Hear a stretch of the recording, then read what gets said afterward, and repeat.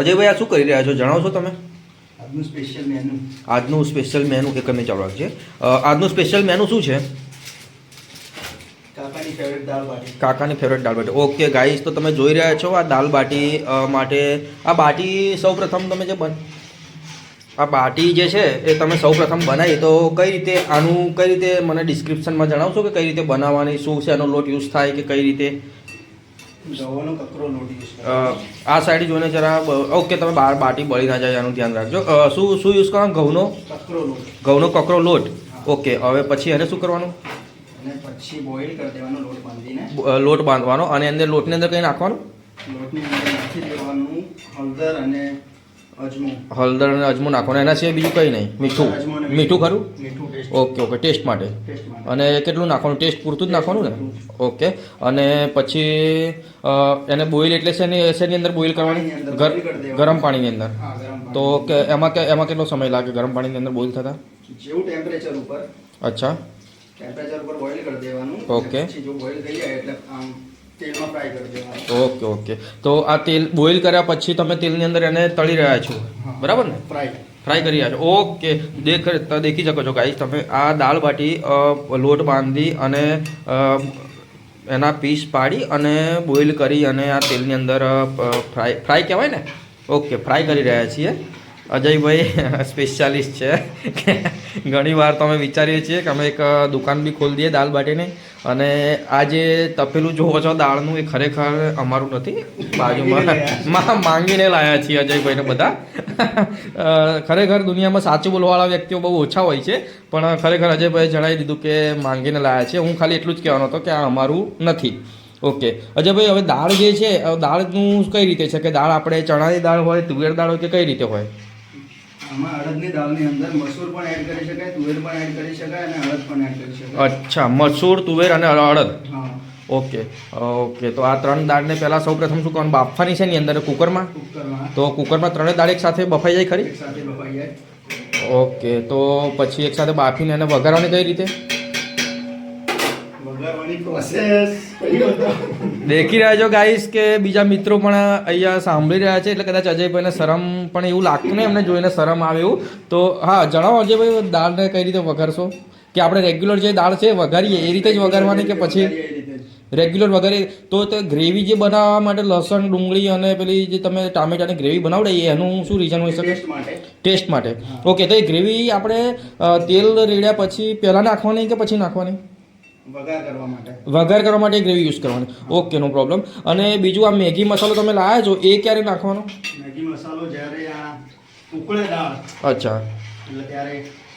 Okay. અને એક ખાસ તમને ખબર ના એક બીજી વાત જણાવી દઉં અજયભાઈ કે આ જે તમે ફોન લીધો છે નવો એનું રિઝલ્ટ બહુ સારું છે અને વિડીયો પણ હું એની અંદર જ ઉતારી રહ્યો છું. તો અજયભાઈ, આ રેગ્યુલર તમે દાળ બાટી બનાવો છો, રેગ્યુલર મેનુ શું હોય આમ? મકાઈનો રોટલા ને દાળ. આમ તો ખરેખર તો તમે મને એવું લાગે તમે લુણાવાડાના છો. તો મહીસાગર જિલ્લો જ લાગે ને? તો અરવલ્લી. તો પણ યાર તમે એ સાઈડના એ પાડોશી જ થાય ને યાર. તો પાણી એટલે થોડું ઘણું તો પાણી ખરું જ ને મહીસાગરનું. તો રોજ રોટલા ને બધું દાળ બાટીમાં તો તમે ફેમસ છો, પણ હવે રોટલા ને દાળમાં કોણ ફેમસ છે? ગાઈસ જોઈ રહ્યા છો આ આપણા સંજયભાઈ છે રોટલા ને દાળમાં. ખરેખર એમને રોટલા જોરદાર હોય, દાળ બી પણ જોરદાર હોય. અને ખાસ તમને એક વસ્તુ બતાવવા જઈ રહ્યો છું કે દાળ બાટી અને રોટલાની દાળ સાથે એક વસ્તુ ના હોય ને તો દાળ બાટી અધૂરી છે. તો હું તમને બતાવું છું, તો ઊભા રહેજો. હું અનબોક્સિંગ કરી રહ્યો છું, તમને કદાચ ખબર પડી જ ગઈ હશે. આ જો પંચામૃત ઘી, શુદ્ધ ઘી, જેઠાભાઈ ભરવાડનું. એટલે એમનું નહીં પરંતુ એમની જે ડેરી છે ત્યાંથી આ પંચામૃત ઘી વેચાઈ રહ્યું છે. એ છે ખરેખર દાલ બાટી સાથે લીંબુ, ઘી, ડુંગળી આવી બધી વસ્તુ ખાવાની બહુ મજા આવે. અને ખરેખર છાશ, બસ એક નંબર વાત કરીએ. છાશ, ગોરસ છાશ લાવવી પડશે. પાપડ, એની અંદર પાપડના પણ બે જાત આવે છે, મસાલા પાપડ અને સાદા પાપડ. એની અંદર જો મસાલા પાપડ હોય તો થોડી મહેનત વધી જાય, પણ ખરેખર એ વસ્તુ પણ ખાવાની આપણને મજા આવે. અને બીજી વસ્તુ કહું તો કે આપણે એક આ યાદગીરી જ છે. જ્યારે એકલા રહીએ ત્યારે ખબર પડે કે યાર આ બધું હા શું બનાવીએ શું નહીં મેનુ હવે અત્યારે કેટલા વાગે છે મે બી 9 9:30 જેવું થઈ ગયું છે કેટલા વાગે છે અજયભાઈ 9:30 હા 9:30 થઈ ગયા છે મેનુ ફિક્સ કરતાં કરતાં જ અમારે 7:30 8 વાગી ગયા અને અજયભાઈ કીધું કે દાલ બાટીનું આપણે સાહસ કરી લઈએ અને કરી લીધું અમે અને કાલથી તો કદાચ રોટલા અને દાળ હશે કદાચ રોટલા કઢી હશે હા સંજયભાઈના હાથનું અને ખાવાની પણ મજા આવશે ઘણા મિત્રો સમય જતો રહ્યો જમવાનો એટલે તમને એ પણ બતાવી દઉં કે ભૂખના માર્યા સૂઈ ગયા છે તો હું તમને એ પણ બતાવી દઉં ગાઈસ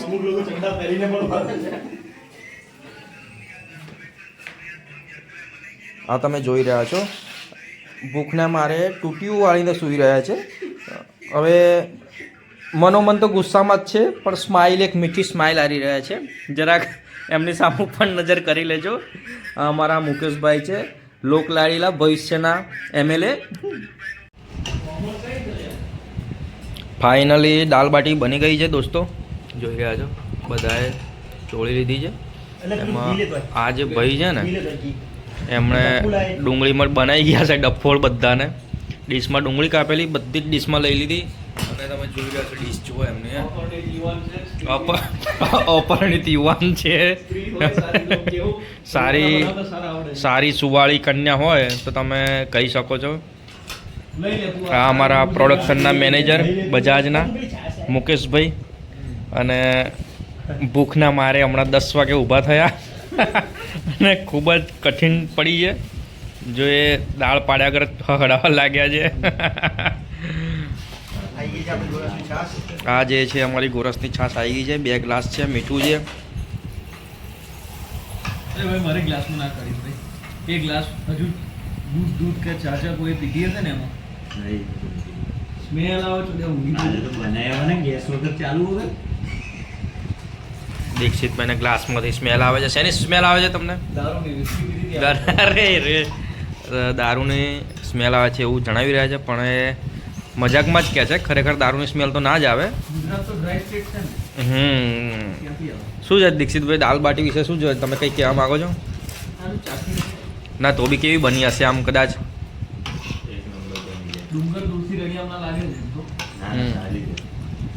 તો બી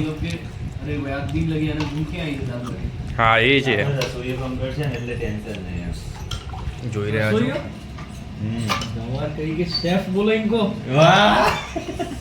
માણસનું શરીર અને આ કદ કાઠી અને થાળી જોઈ લો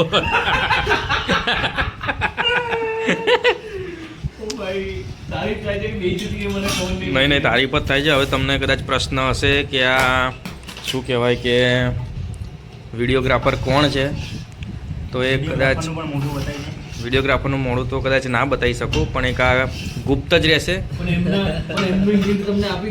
આ ઘી લઈ રહ્યા છે પણ ઘી ઓછું લેજો ભાઈ કાલે મંગળવાર છે મંગળવારે ઉપવાસ છે કાકાને અને એને શીરો બનાવવાનો છે ના ઘીમાં બને તો થોડું સારું રહે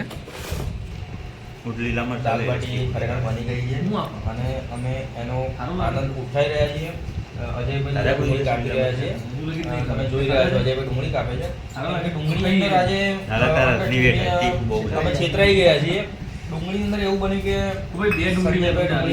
વધારે લઈ લીધી અમે છેતરાઈ ગયા છે એટલે શું છે અજયભાઈ એક્સ્ટ્રા અલગથી અમારા માટે અમારા બે માટે ડુંગળી કાપે છે અમે ખરેખર આ એક જ થાળીમાં અમે જમી રહ્યા છીએ થાળી બતાવજો બતાવી ખરેખર આ વસ્તુ જ કંઈક મજાની હોય છે આ યાદગીરી હોય છે જે માનો તમે ખરેખર આ વસ્તુ અમુક સમય પછી યાદ આવશે જ્યારે પૈસા હશે બધું હશે પણ આપણે વાપરવા માટે નહીં હોય ખરેખર એક વસ્તુ બીજી જણાય તો હાલોલમાંથી બરોડા ટ્રાન્સફર એટલા માટે જ થયું છું કેમ કે આ જે મજા હતી એ ત્યાં નથી જે મજા બરોડામાં છે એ હાલોલમાં મને ના લાગી કદાચ મારું ફ્રેન્ડ સર્કલ ગ્રુપના કારણે બે વ્યક્તિ એક ડિશમાં ખાય મતલબ થ્રીસમ કરવા જેવી મજા લે હા ઓકે તો ગાઈસ અમે જમી લઈએ બરાબર તો અહીંયા આપણે વિરામ આપીએ છીએ વિડીયોગ્રાફીને અને વાસણ ધોવા લાસ્ટમાં જે ધોશે એ વાસણ ધોતા તમને બતાવીશું બરાબર અસ્તુ જય હિન્દ જય ભારત છે આપણા પાર્થભાઈ અને કેમેરામેન